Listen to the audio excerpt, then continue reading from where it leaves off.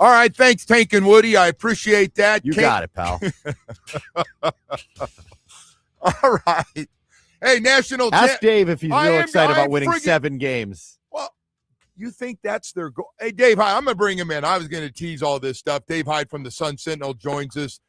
Dave, I'm guessing that John Eric Sullivan and Jeff Hafley, our new general manager and head coach, have their press conference in the next day or so. I'm guessing not going, hey, our goal is to win 7 or 8 games, right? It's fair to say they're not going to say that.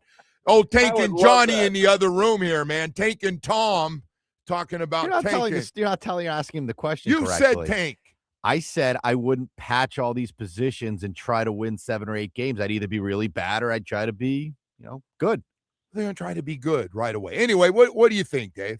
I think what he's saying makes no sense to me. It's speaking a different language, and I'll go back to, when Steve Ross, Tom Garfinkel tried to tank the first time. My line was, smart franchises don't need to tank, and if you're not smart, do not try it, because it can be a disaster. And it was bad for the Dolphins. So please don't try it again.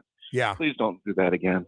Hey, before we get back to that, I want to hit the national championship game. What a run, right? What a month it's been. Yep. And by the way, they fought their ass off to get back in after that slow start and no offense in the first half, and had a chance with under 2 minutes to actually come all the way back and win that game. What were your overall thoughts on the Canes? Since the SMU game, when it's interesting to talk. They talk now about being in that locker room after that loss and recommitting themselves. And they came out the last month of the season, and then the playoffs, obviously they redefined themselves, who they were. And you go to that game and think about it. They had 3 10-point deficits in the second half, starting with the 10-0 at halftime. And they came back and cut each one of them to 3 points. I thought they, when they got the ball at the end with a minute 43 or whatever, I thought they just scored 2 touchdowns on the previous 2 possessions in the fourth quarter. I thought they'd either worn out Indiana's defense or solved something. I thought they were going to score. And but on the other side, like I wrote in the Sun Sentinel, sometimes the magic's on the other side. And Indiana, the 2 people who authored them there, Cignetti, how many coaches step on the scene in their 60s? You never heard of him. Yeah. And here he is in his and then Alberto Mendoza, who what a story. And Joe, you were the first person I ever heard mention Alberto Mendoza a couple years ago. Yeah, Alberto's his brother, but excuse me, Fernando. Yeah, that's I'm thinking, my mind is that's okay. Listen, the transfer portal, and here we go again. And Alberto's going to Georgia Tech now. Right. Fernando Mendoza, thanks. And but Cignetti and Fernando Mendoza authored that win with that. What a call on 4th and 4 or 5, and Mendoza has a run for you talk about defining play of the game, running over Miami players and stretching. I've seen that picture about a dozen times, and all of them are iconic shots. So great game, great season for Miami, and we move on. Yeah. So now we can get back to everything going on and grab the seat. What do you want to hear out of the general manager and head coach? I think they're going to do this press conference together. Dave, you probably know more about it than I do. Yeah, sure. I'm sure. What would be the message? They're aware of what has not happened around here, and that's enough winning over the last 25 years and haven't won a playoff game in 25 years. What should the message be? I'm guessing it starts with Tua and what's going on at quarterback or other things. I think that Tua is swept out the door, and I think we're moving on from Tua, and I'm sure they'll be asked, and they won't give.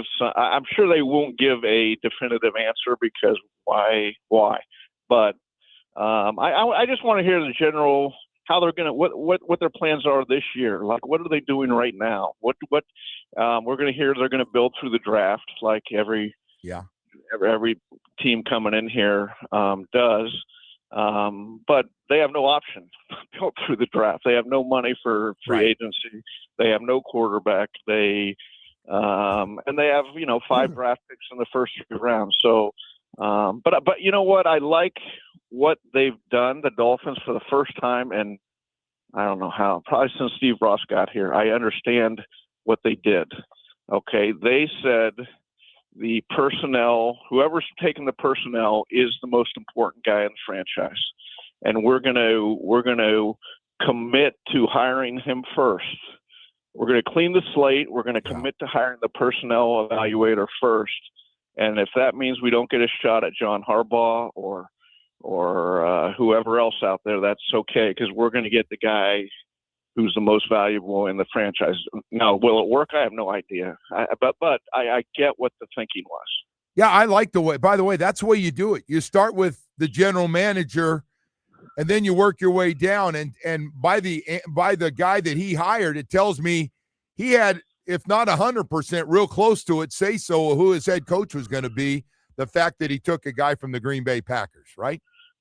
Absolutely. Now, did he hire him because his office was down the hall in Green Bay and he knew him, or did he hire him because he's the best guy to lead this rebuild? I have no idea, and neither does anybody else. But Dolphin fans are upset they're a first-time coach and all this, but there's a dozen ways up the mountain, and look at the 8 teams left in this playoffs this year. These are the contenders, the ones who could win the Super Bowl.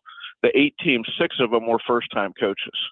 So don't tell me, oh, we can't take a first-time coach. You know what? Whoever they take, first-time veteran, offense, defense, disciplinarian, coaches, they need to get the right guy, okay? And that's really what it comes down to. So is Hafley the right guy? I have no idea. And all these people saying he is the right guy or isn't, they have no idea either.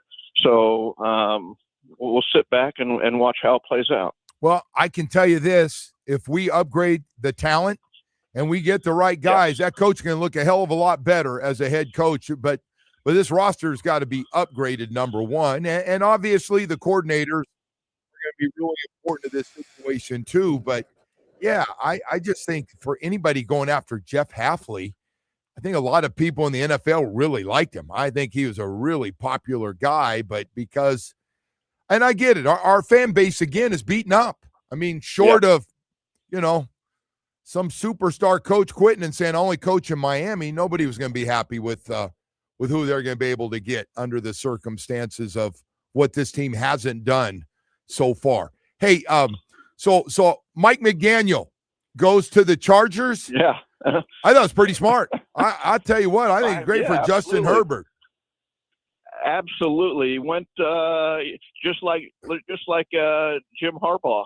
Jim Harbaugh a year ago, or was it 2 years ago, I guess, he looked out at the landscape and said, oh, they got Justin Herbert, I'll go there. And now Mike does too. And the question with them, Herbert, is, look, he's got to take another step. You've seen it in the playoffs. But also, they had the 2 worst rated guards by Pro Football Focus and the 2nd worst rated tackle in the league this year. It was like 67 and 68th rated guards, I believe.